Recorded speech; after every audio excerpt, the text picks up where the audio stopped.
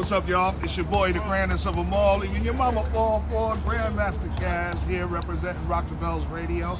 It's Hip Hop History Month, and we taking a walk through hip hop history. Each and every borough in New York City, I'm taking a stroll through and talking to the pioneers of hip hop of that particular borough, and we're gonna find out the history from them firsthand. All right, we at Rucker Park in Harlem. Now this is Manhattan, but we all know hip-hop in Manhattan starts uptown in Harlem. So we at the Mecca, Rucker Park, and I got some of the pioneers of hip-hop behind me, and we're gonna talk to them right now. Brothers, one love, we live. What's up, what's up, what's up? What's good? All right. So, I'm gonna interview them one by one, but I wanna let you know who I got in the park with me right about now. The coolest of the cool DJ Red Alert. The mighty Mike C from the legendary Fearless 4 MCs. Ray Vaughn and Johnny Wah from the legendary Magnificent 7 right here, Harlem. Reggie Reg and G-Man from the Crash Crew. And your boy Silver Fox is in the BI with your boy the grandest of them all. Now, I'm waiting for my man B Fats. He should be along in a minute. But first I'm gonna talk to my man, Cool DJ Red Alert.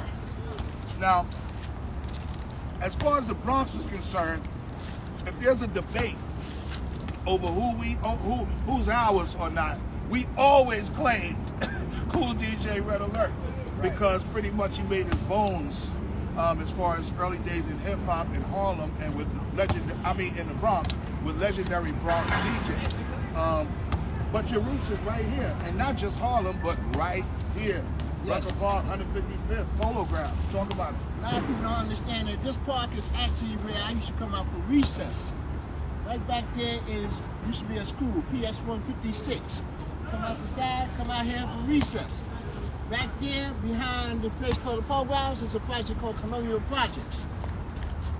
This is where I was coming up at for the time. Not only that, but for later on, my brother was one of the first members under Mr. Homegirl Rucker, along with Frank Crawford, Bob McCullough, and many others. So I was out here looking at all the games, sitting right on top of the fence. What more can I say? That's what's up. So that's your, okay, I guess we got to give it up. And that's why I chose to interview you here in Harlem. So our audience knows your roots, okay? We know where you got famous, but you know, your legacy starts here. So let's talk about the Bronx though. How'd you go from here to up in the Bronx with Bam and Zulu Nation? Well, here it is, how I got to be involved with the Bronx. I went to school up in the Bronx. I went to Duke Clinton High School. At the time, it was all boys during the gang era. I'm not going to even explain no more. All right, that's a whole other interview. That's a whole right different there. thing. But during the time I was up there, I used to always hear so much about this gentleman named Herc. So the fellas from the project, we all decided to go to a crew Herc affair. The first place we went to was the Twilight Zone. I caught the bug, the rest is history. Facts. Your story mirrors mine and many others. We kept hearing that Herc. And it's different for people in different maybe parts of the borough or parts of the city. But for most of the early founders of hip hop, that's the name that echoed in our heads. And that's where we gravitated That was to. about word of mouth for flyers. So let's talk about the radio.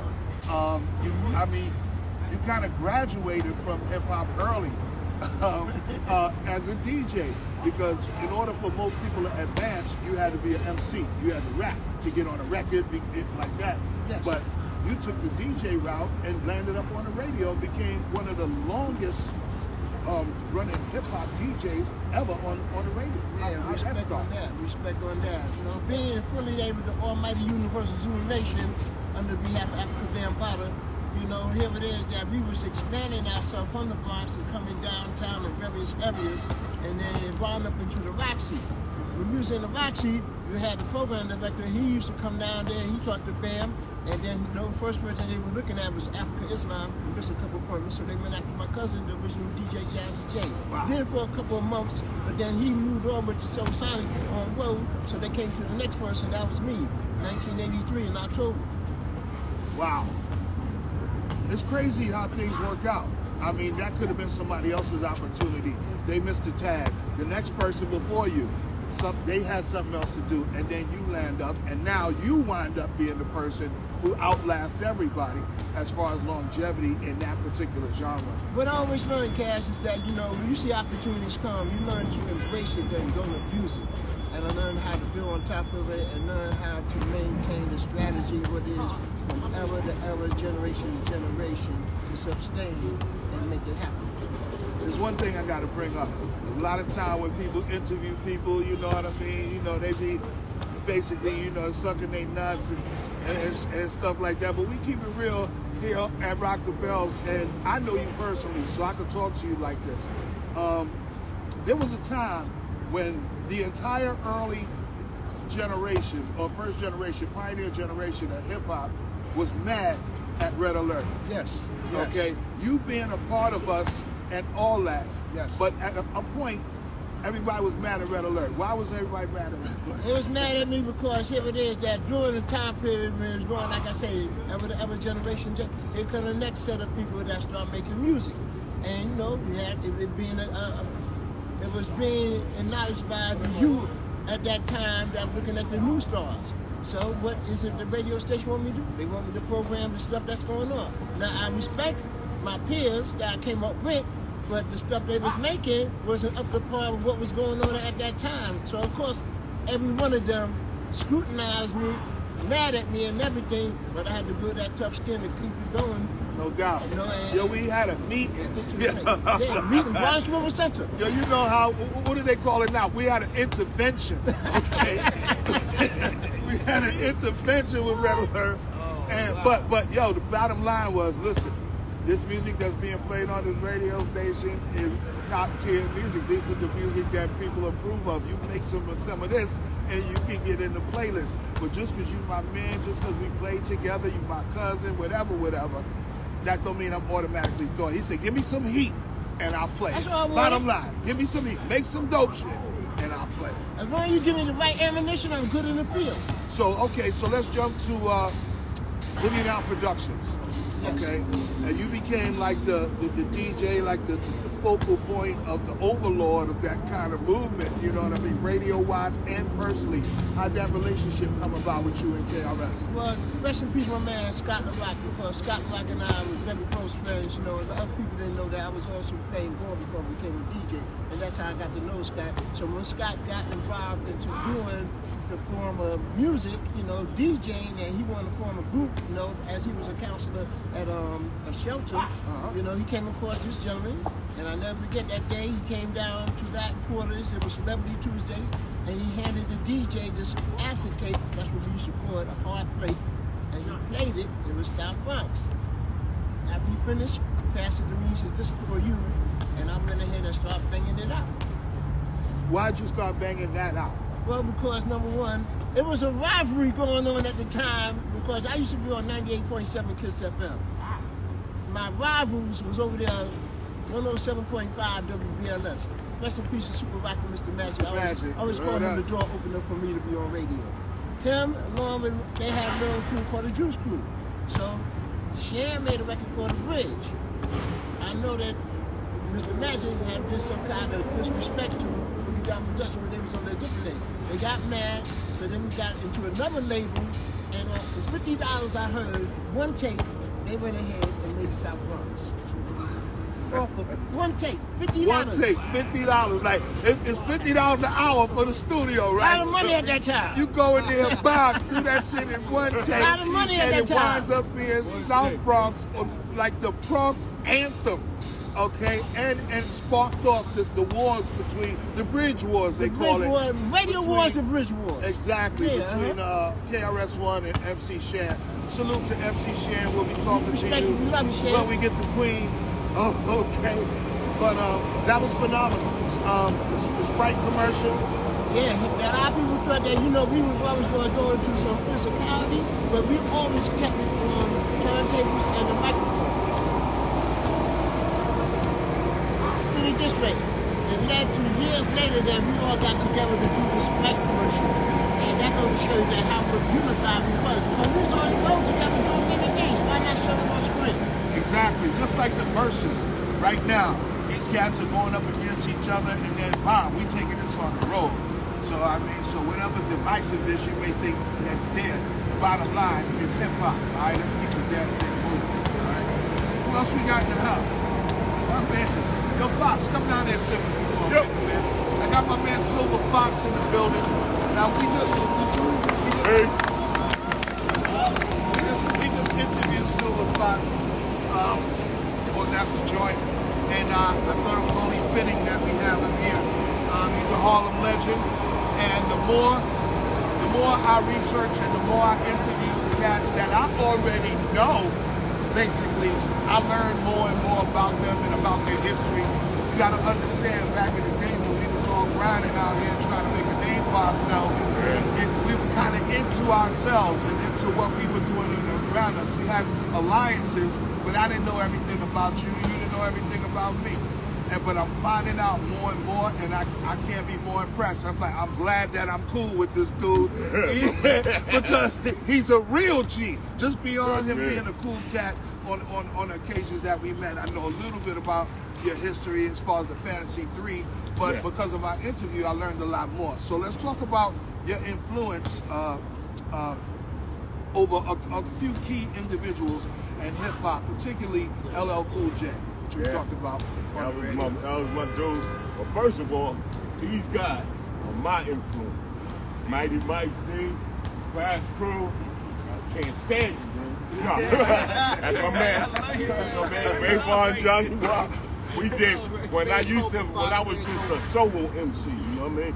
And I was going around the places. There was a spot called Joe Grant's. And that's where Rayvon and Johnny Rock, where I saw them, first met them. And it was like, you know, they doing, Rayvon, microphone, and Johnny Rock. Sound familiar? Very familiar. And anyway, so they were doing their thing, and man, the Phillies, I saw them when they were young. They were young guys. Like what, 16, 17, right?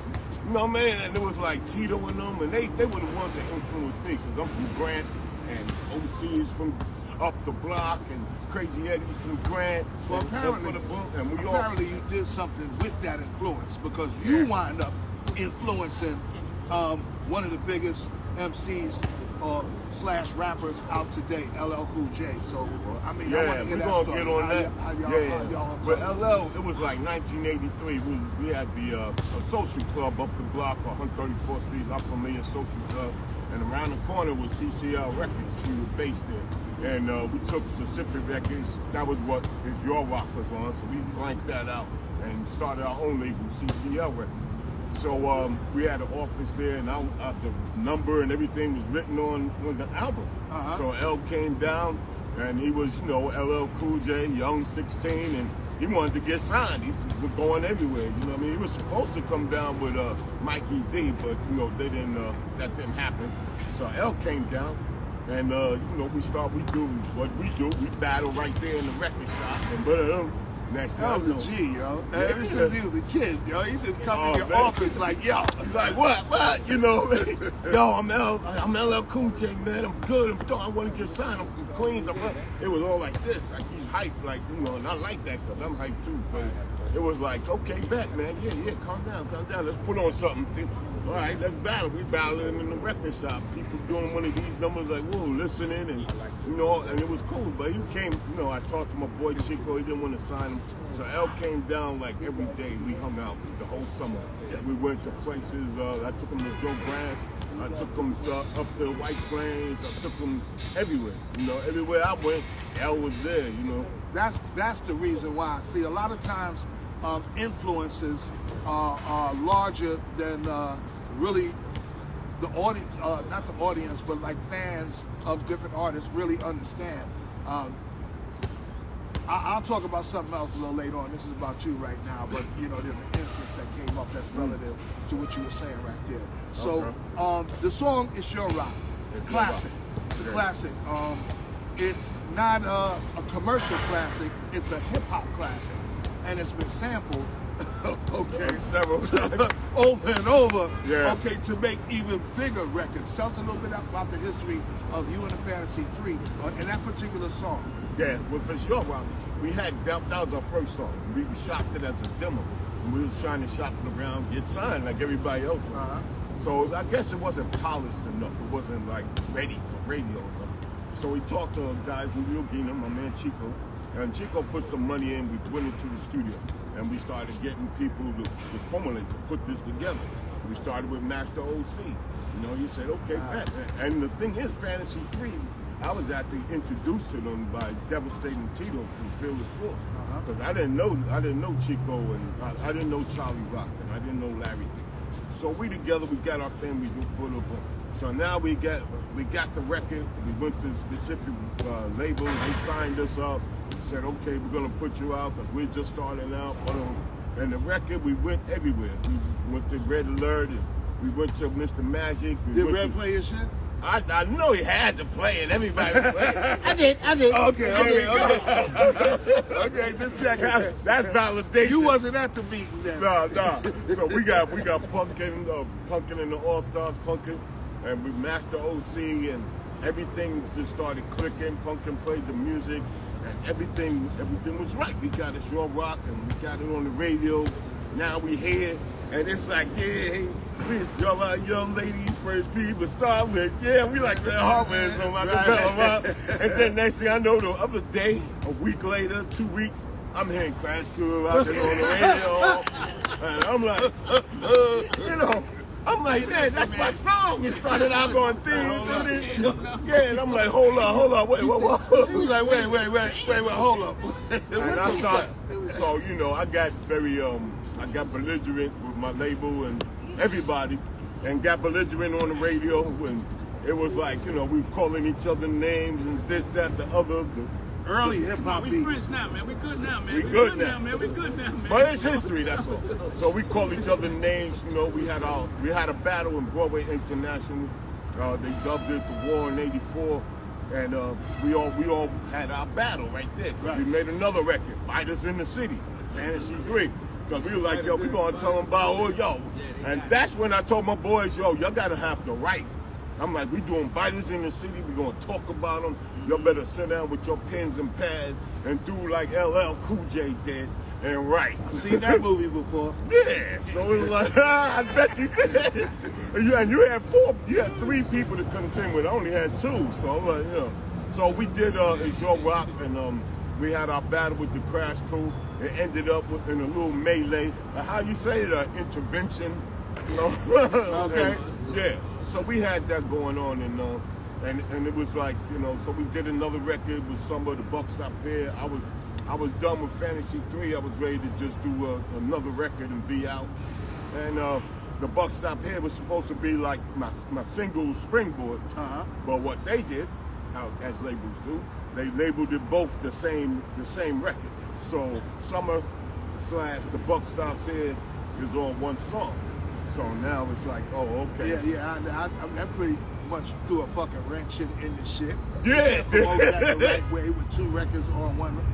One record. So it's like if I'm trying to get my royalties like I should from writing the Buck Stop here and get, you know, and get that as a stamp to say like I wrote one this. Joint, nigga, but there's 2. I wrote 2, nigga. I need 2. Yeah, I need them all. I'm like, shit, I wrote everything. I'm the writer, you know what I mean? So I'm the dude.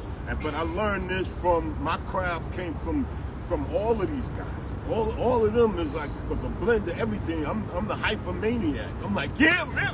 Oh, let's, you know, I can't help it. It's love, though. Yeah, I'm a hypermaniac. And it's like. Speaking of that, I just completed a project that I've been working on for a while, 50 OG MCs. And it kind of mirrors the K Slays, you know, rolling 50 deep, you know, concept. But I just thought, and I got inspired by somebody I'll be talking to in a minute, Johnny Wah, to do the project for our generation of MCs. So, and my man Fox shined on that shit, okay? Thank you. Salute, brother. Salute. All right, let me get Reg and G-Man down here. Change places with them, man. No crap. Let me... There we go. Come on. Ladies and gentlemen, this is 2 of the members of the legendary Crash Crew, okay? And this is Harlem, okay? Hip-Hop History Month, okay? A walk through history, and no way I could cover this borough without covering this specific area of Manhattan, Harlem, and these brothers right here, Crash Crew. This is Reggie Reg, and this is G-Man, all right? I'm gonna start with you, Reg, the lead voice of the Crash Crew. Okay. Let's go.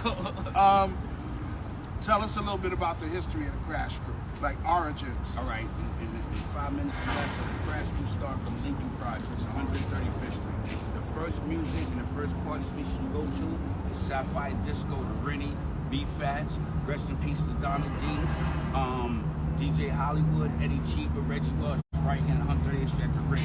Okay. The Rennie, I remember Barry Bistro had a cousin that lived in the Bronx. Now we were like 15 years old. So Barry Bistro was another member of the Crash Crew. we couldn't go to the Bronx, but they had cassettes. If you know what a cassette tape is, go to the museum.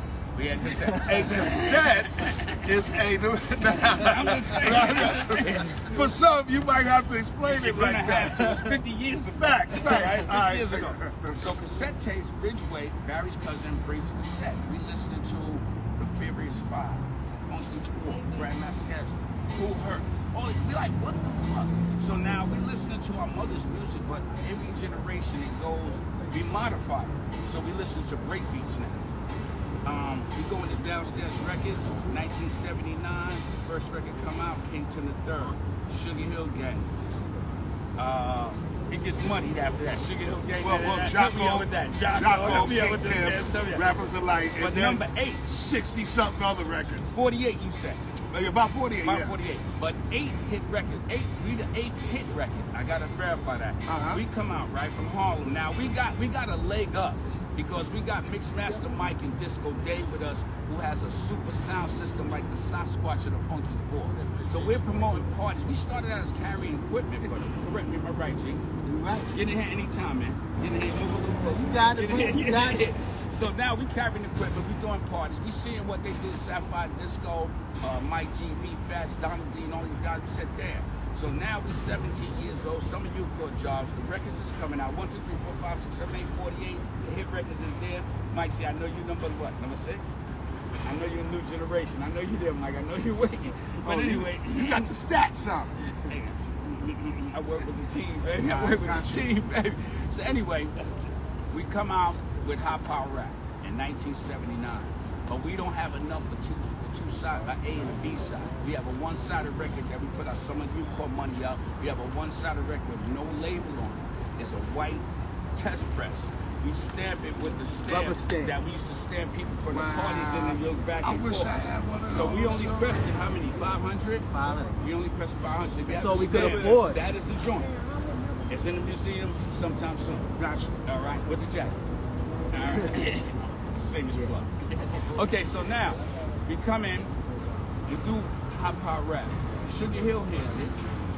They don't know who we are. But what we understand, they asked a few artists to do this record over. Lovebug Starski declined, if I'm correct. Rest in peace to Lovebug Starski. He declined because he knew it, da-da-da. But Grandmaster Flash and the Furious 5 didn't know us. And Grandmaster Flash and the Furious 5 is pretty much like the apex or the echelon of group MCs. Yes, like indeed. they're the Apex first ones. Predator. Yes, indeed. They're the first ones, so we're following what they did. Like, we want to be like them. Like I'm this one, you're that one. It's 5 of us, 5 of them. After us seeing them, and this is our blueprint. This is what we're gonna do. We signed to Sugarhill, right? We signed to Sugarhill later, and the record is coming out. And at the time, hip hop is really like a lawless territory. There's no laws. We're sampling Right. shit, No rules, we're taking no shit, nothing. no Yeah. rules. 16 bars. Records is 14 minutes long. How the fuck is a record? I'm ready to curse. Can I curse? Oh, hell yeah, you can. Records is 14 fucking minutes long. No rules. Our record was what? 8 minutes? Yeah. Which one? High Power Rap. All right, before you jump to Sugarhill, that's what I want to talk about, High Power Rap. High Power Rap, the story you just said behind that, I mean, just adds to the mystique of it. It's like y'all put y'all summer U-Court check money together and went in the studio and then pressed up 500 copies of your own record. Yeah.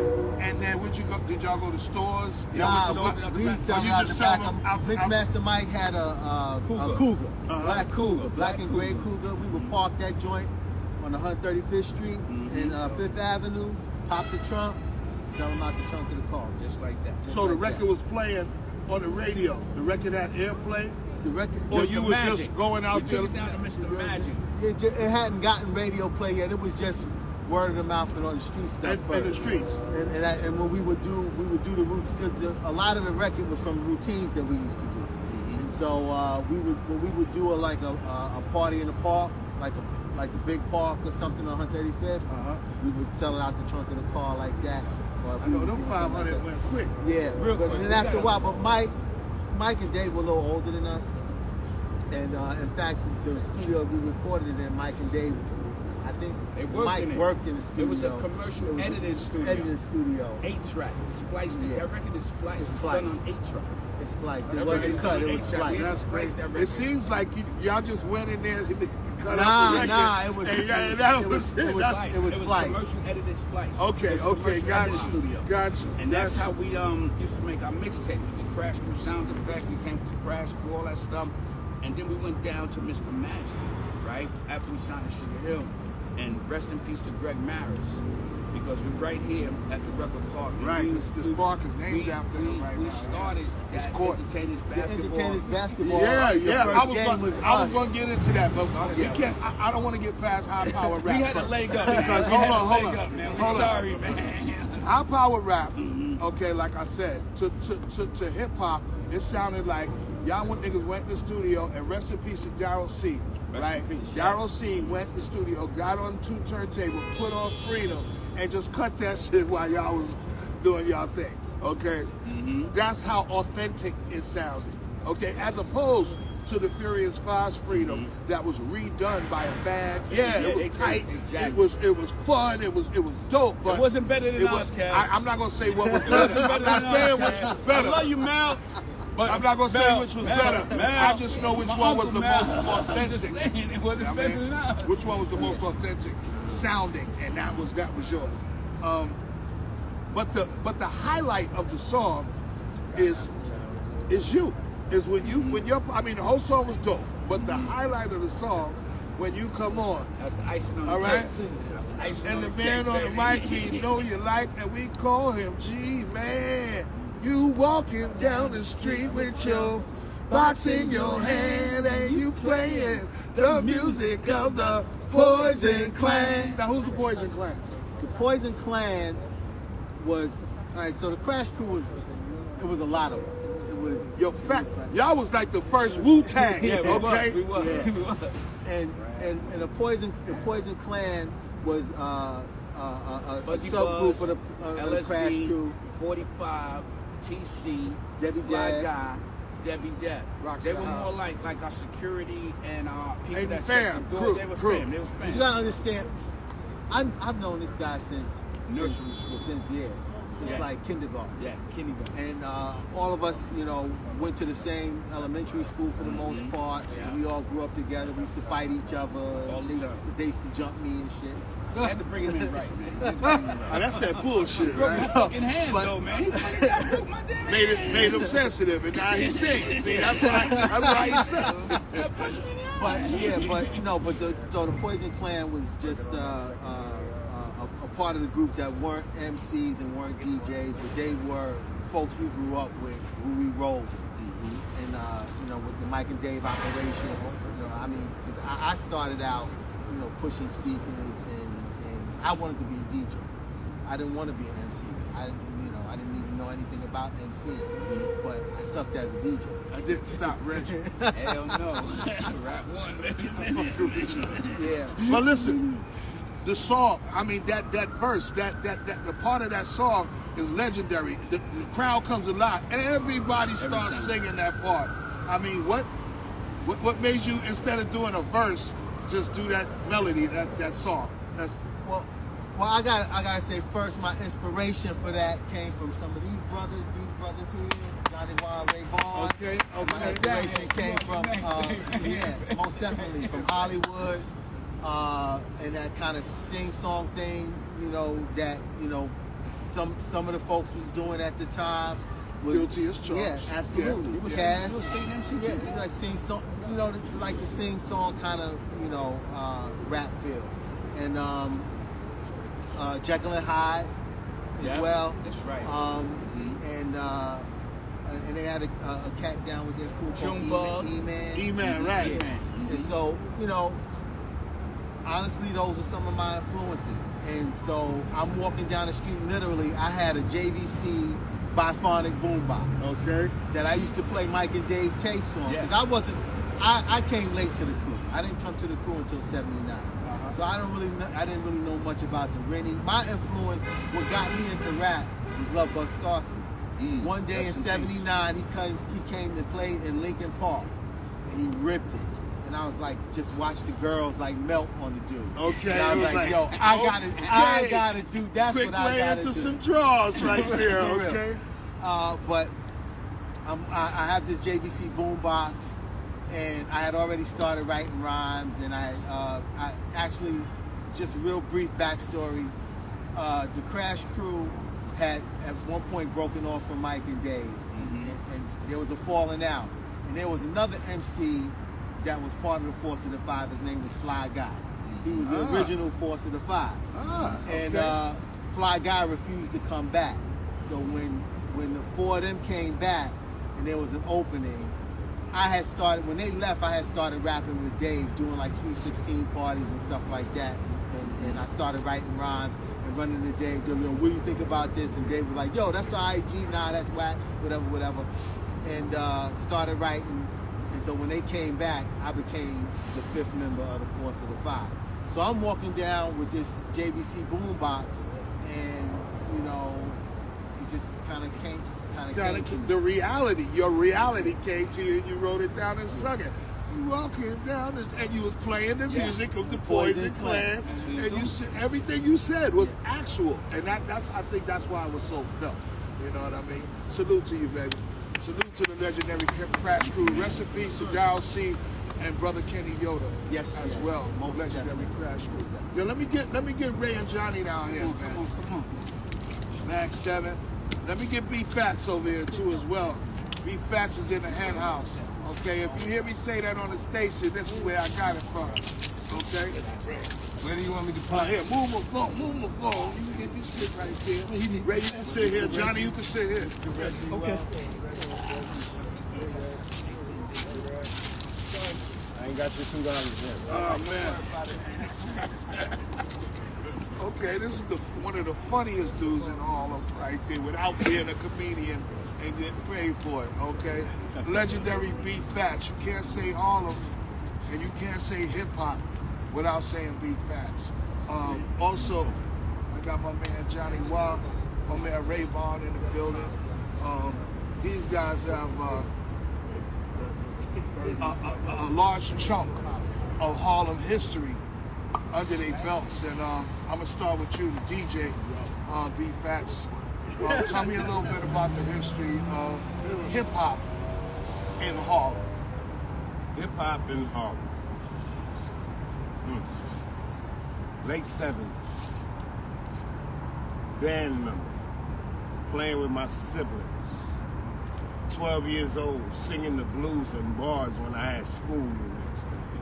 Well, Get a drum or something, which I feel is one of those great launches that amplifies hip hop. Once you get a drum or something, that's it. Everything is clap your hands, get the crowd involved. So that's my direct connect coming from a band member point of view, because a lot of people don't understand that in the 70s, band members did block parties. Bands did block parties, not DJs. Bunch of bands that followed cats like Kool and the Gang, Mass Production, Earth, Wind and Fire, and it just goes on and on. We followed the big bands. That's what did block parties. So when we transitioned over to hip hop, it was an easy transition for me because Larry D, who was connected with cats like Pete, DJ Jones, he brought me. legendary Pete DJ Jones. Brought a few people in. Yeah. So how'd you get connected with Max 7? Is that like because of where you from? Like M7, Johnny Wah, Ray Vaughn, Spidey, who I see every day. All right. Down on Big ups to 113th Spivey. Street. And you know what? I look at Spivey, and please grab Spivey and interview him. Spivey is such an instrument of hip hop. You know, Spivey still goes downtown every day and do hip hop in a hip hop way with them buckets. Oh yeah, oh yeah. Still getting that paper? Wow, wow. I see Spivey, let me house up. You know what I mean? But that's hip Just hop, like man. that. No, facts. Facts, the original art form. Yeah, Spivey was, oh man. Awesome. So, Donald D, your brother, may he rest in peace. Tell me about, you know, your history and wow. Donald is the, I believe every group, every situation has a mastermind. Donald is the mastermind. Greg Marius was the mastermind. And a few other cats. Gus from the Rooftop, mastermind cats. I've always been involved with cats that know how to make things move. My cast that's opening up 1,000 legends all around Harlem. You know, this is what we do. You know what I mean? Movers and shakers. Donald was one of them cats that just everybody loved him, and he knew how to plug. He just knew how to make moves. And that's the thing I give to today's hip hop. Today's hip hop make moves that we didn't make. See, today's music is very much more music business than it is music. Yo, definitely. I think if we'd have been a little more business, or a lot more business orientated just love earlier, but yeah, we just love the music and anything creative, you know, creates business. Because it ain't business at first. It wasn't no business to do. It wasn't about money, but it turned into something. You know what I mean? Had we had that business acumen, we'd have some ownership of hip hop right now. But you got a major hit in hip hop, man. Top 100 all time. The WAP. The WAP is one of them things for me. You know, it's like people say, "Oh man, that record was crazy." Man, you a rapper? I said, never was a rapper. Never said I was. Never said I was. Still don't. I'm just a cat that can put beats together. I got so many beats, they just for, because I've just always lived in the studios. I'm a band member, lead guitarist, I play drums, I play a little bit of keys. I love doing vocals, you know, stacking vocals, background vocals, stuff like that. So, you know, studio is what we do, you know. Man, I can call out some of the greats, but we ain't gonna do that, because I don't think we got time for that. But that's call out some of them, though. Okay, because there's a contingency of hip hop in Harlem that exists nowhere else. And from y'all guys, and like I wanted to start from jump, and even young influences, because everybody, you know, Hollywood is a name that you can't leave out when you talk about hip hop. When you talk about DJs and the inception of hip hop and its influences, you can't leave his name out the conversation. There was a time when if you said, yo Hollywood, you a hip hop, you know, legend, or you the hip hop, he was like, I ain't no hip hop. You play with that shit, man. I ain't no. And this is facts. This is fact. It is Hollywood. And it was like, I'm bigger than that. That's that street shit. You know what I mean? I'm getting money. You know what I mean? I'm growing and sexy, and you know what I mean? And he was. You know what I mean? And he was. Yeah, But he inspired the next generation who was all hip hop, which is you guys. You know what I'm saying? So that's one point I want to make. A lot of people don't want to give my big bro the recognition that on the Apollo Theater marquee, it said the legendary Hollywood in early 80s. Yep. I'm going to leave that right there. Yep. Facts. Because I'm going to be honest with you, you know I don't do the hip-hop conversation. No doubt. You know I don't do it No because doubt. there's this weight that fills the Bronx, the this, the that. And I don't dispute any of the achievements made on any sides of the bridge. One thing I just hope don't happen is that the people that was all a part of the instrumental making development of hip hop don't get left out. I'm Nice. talking about Kevski, I'm talking about the smaller cats that didn't make records. But that's what this is about. That's who you bring up when you get in the light. That's who I'm supposed to bring up when I get in the light. You know, all of us. That's our job. The reason why whatever light I'm in is because people talk about me. You know what I mean? And if they didn't, then I become a you know what I mean, a lost page in hip hop, just like a lot of them have. So it's up for us to use our platform when we get it. So it's not always time to mention everybody, but if you get a platform, like you said, Kev Ski. Matter of fact, who's Kev Ski? Let the people know Kev Ski was one of the DJs that tagged along with cats like The Fearless, Treacherous. You know, when we start talking about that, I have to say Enjoy Records. Got you. That's hard. You say that. You I'm got just going to pin it covered, and say right? Enjoy Pretty much, Records.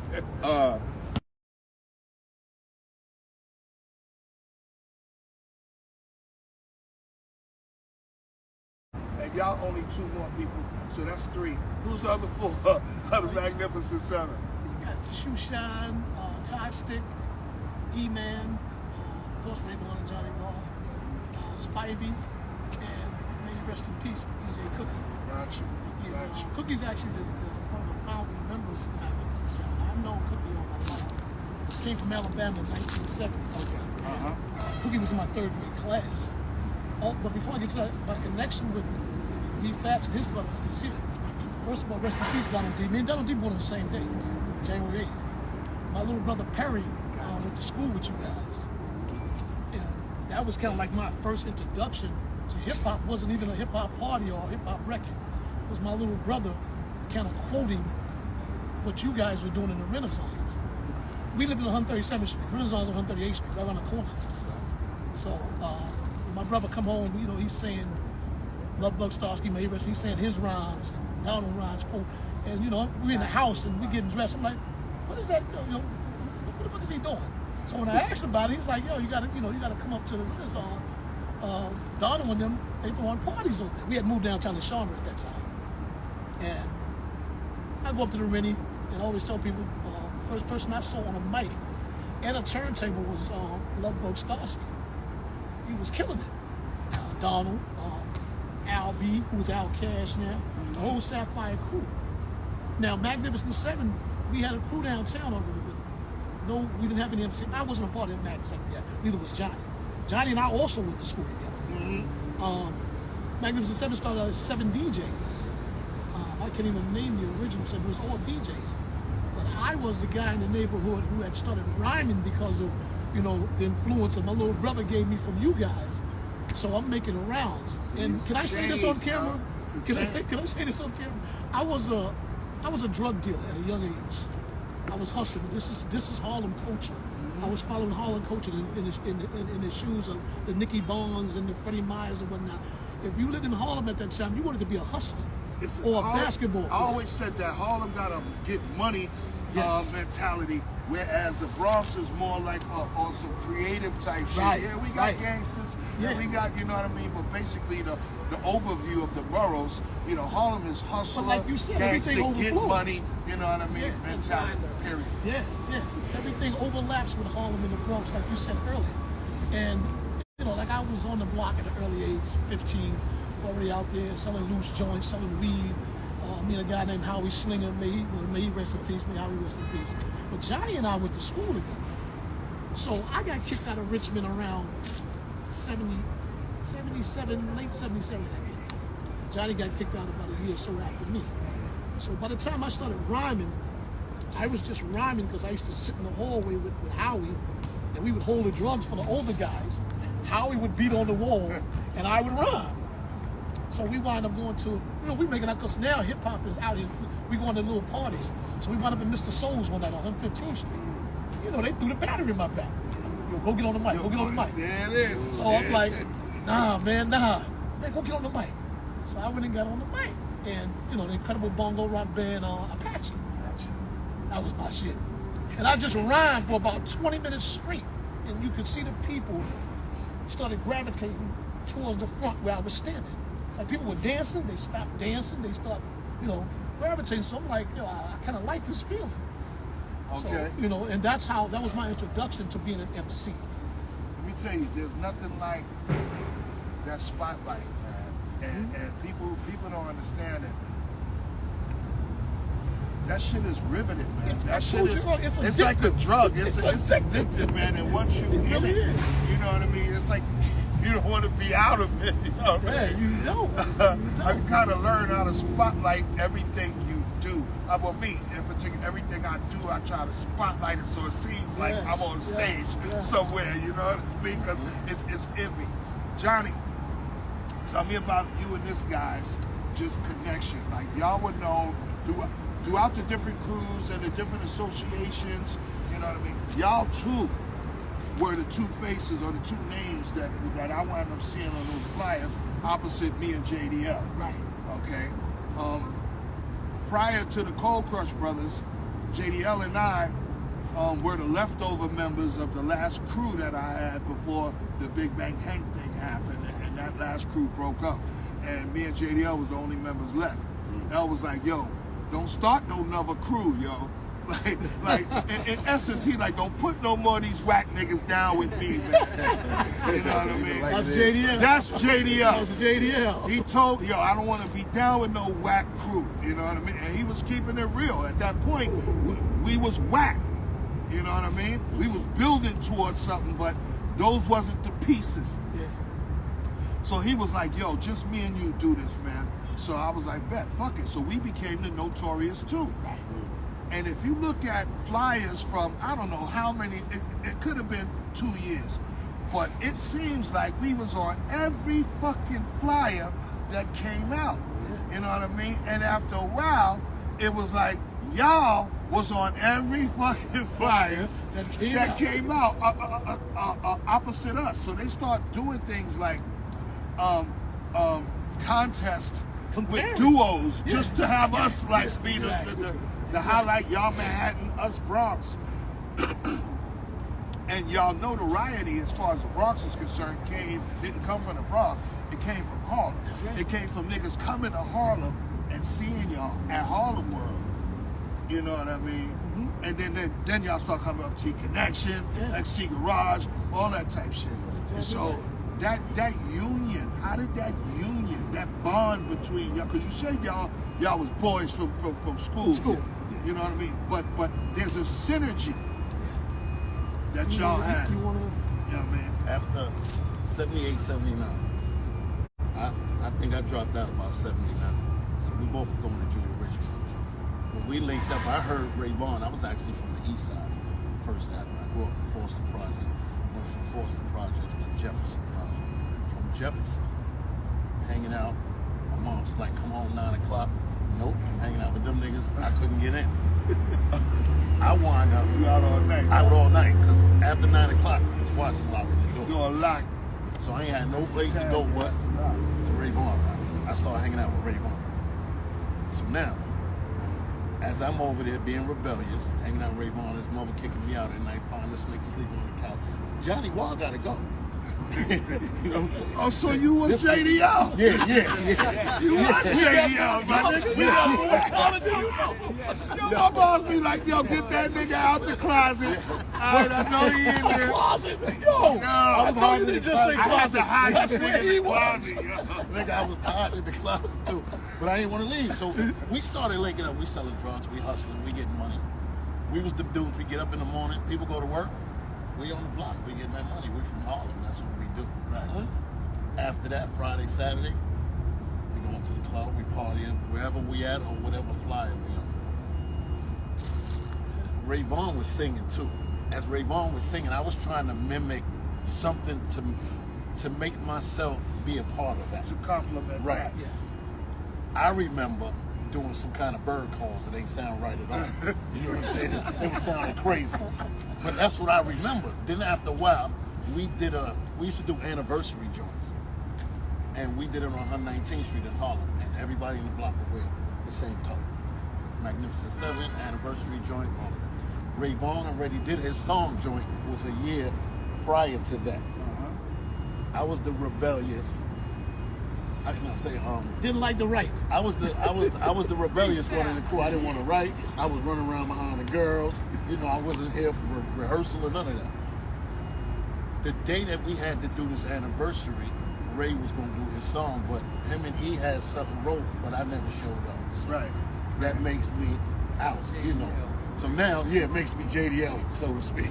So now I'm in the back of the limousine. Before this go, they telling me, you better get your shit together before we go on stage.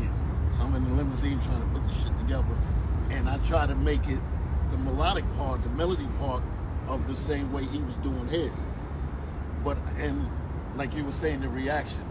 After I wrote it, I didn't remember it, but I wrote what I had right there. I went on stage, boom, did what it did. No, the other way around, my bad. I didn't write it. When I went on stage, I did it after he did what he did, but then I ran to the limousine to write it. Because that Johnny Waha shit got a different reception. That reception was like, I was like, oh shit, this shit was right. And he shocked the shit out of me. Because he was like, he said, I'm his partner. Because at the time, like we just had G-Man and Reggie down here, right? At the time, the melody rap thing was new. And I was one of the first person to do it. I don't know if I was the very first, but I certainly was one of the first. And I was one of the first people to put it out there like that. It got to a point where if you go to a Ray Vaughn and Johnny Wall Magnificent 7 party, you're going to hear Ray Vaughn sing that shit. Right, you're going to hear that. That's what you're going to hear. Yeah, exactly. So when he jumped up on that stage and did the Johnny Wahaha shit, everybody froze. Like, what the fuck did he just say? But the reception was crazy. Yeah. Me and E-Man looking at each other like, okay, that's my boy. I know you had it in you. Let me tell you something.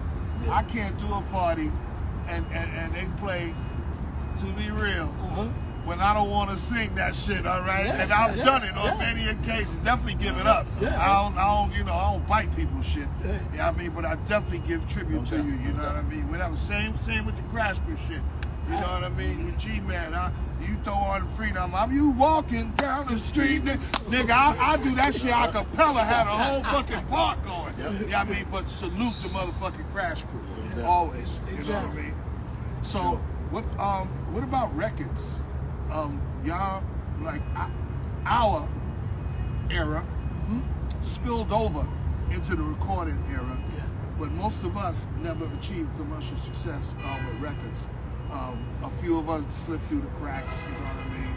But what happened, you know, after that momentum that y'all had after, you know, the Harlem World and the conventions and all that, you know what I mean? I think what happened is this. Like I said, Johnny and I was into other things. I just loved hip-hop.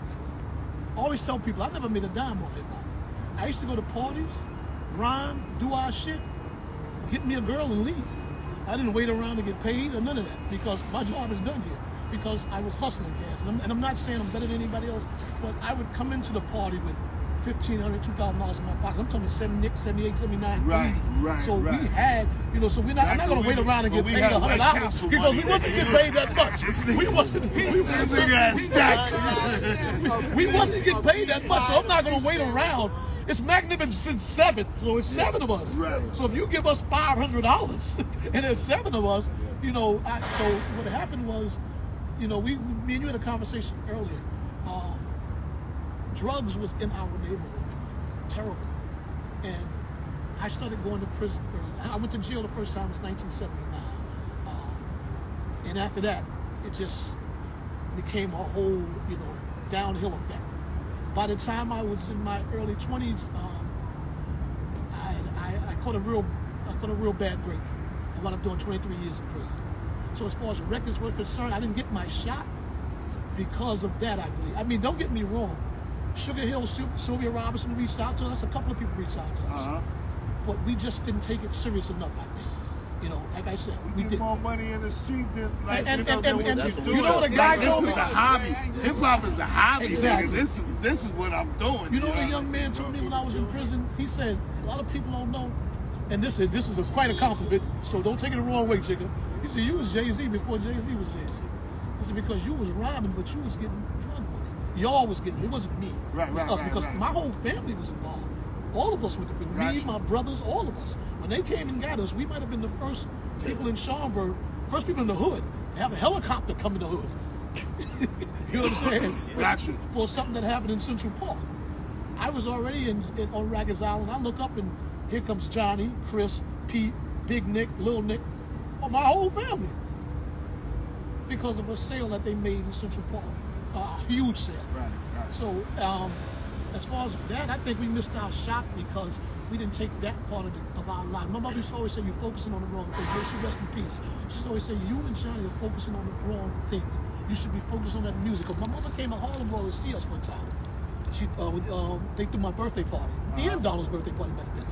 And when me and Johnny went on stage and rhymed, my mother was in awe. Because my mother was born in 1937, so she goes to the rock and roll era, the soul music, Motown era. Right. And she said, y'all have something. What is wrong with you? Fools. Fools? I want to be on the corner and You want to shit. be on the corner?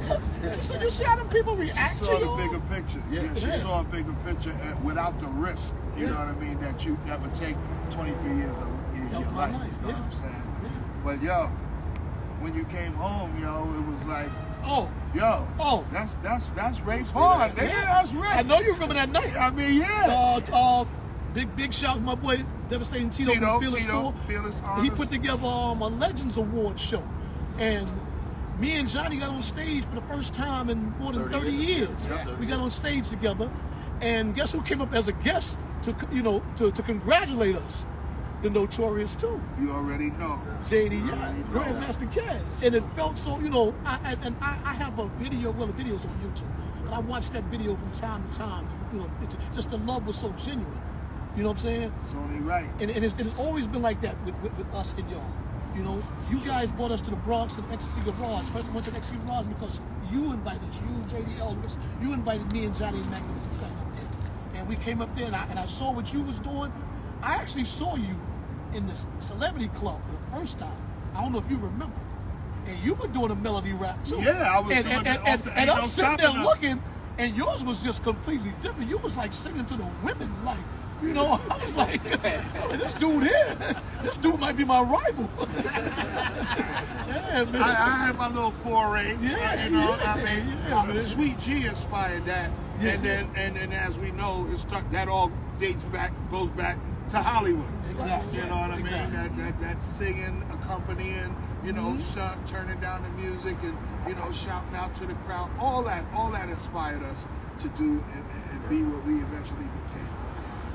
But yo, salute to you guys.